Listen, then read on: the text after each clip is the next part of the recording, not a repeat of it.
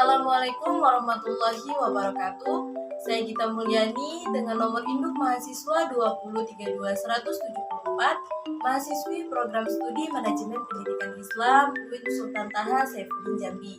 Pada video kali ini saya akan menjelaskan tentang konsep dasar manajemen mutu dan manajemen mutu pada organisasi pendidikan.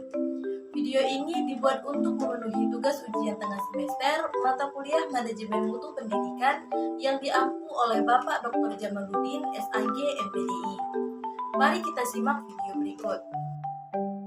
Manajemen mutu dapat didefinisikan sebagai keseluruhan aktivitas perencanaan, pelaksanaan, pengendalian, penjaminan, dan peningkatan mutu pendidikan guna memastikan terpenuhinya standar mutu sesuai kebutuhan dan harapan pihak berkepentingan yang dilakukan secara berkesinambungan serta melibatkan semua pihak dalam organisasi pendidikan.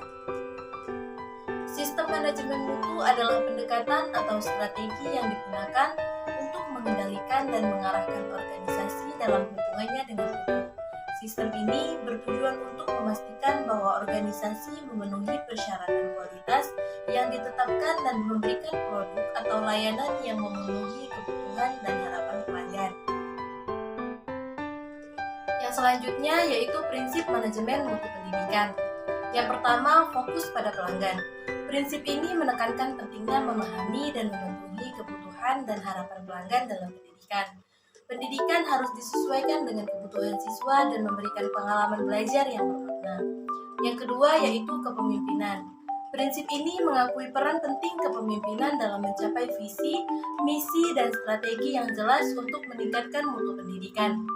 Kepemimpinan yang kuat dan berkomitmen dapat menginspirasi dan memotivasi semua pihak yang terlibat dalam pendidikan. Yang ketiga yaitu keterlibatan orang. Prinsip ini menekankan pentingnya melibatkan semua pihak yang terlibat dalam pendidikan, termasuk guru, siswa, orang tua, dan juga masyarakat. Keterlibatan aktif dari semua pihak dapat meningkatkan partisipasi, motivasi, dan tanggung jawab dalam mencapai mutu pendidikan yang lebih baik. Selanjutnya yaitu pendekatan proses.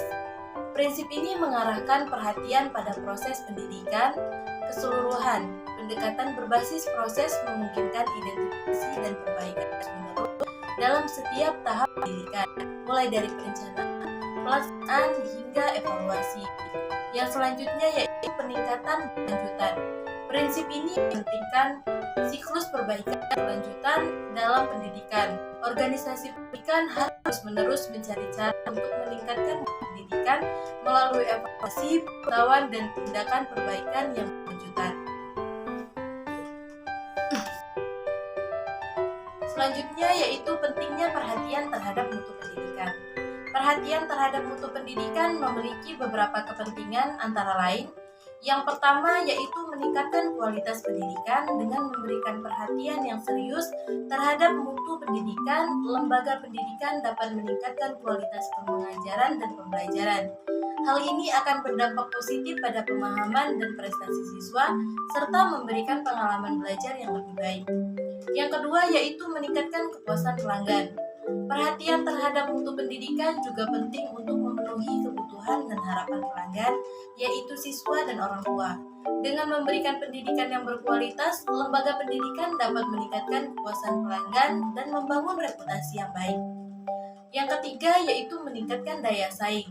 Dalam era globalisasi dan persaingan yang ketat, perhatian terhadap mutu pendidikan menjadi kunci untuk meningkatkan daya saing.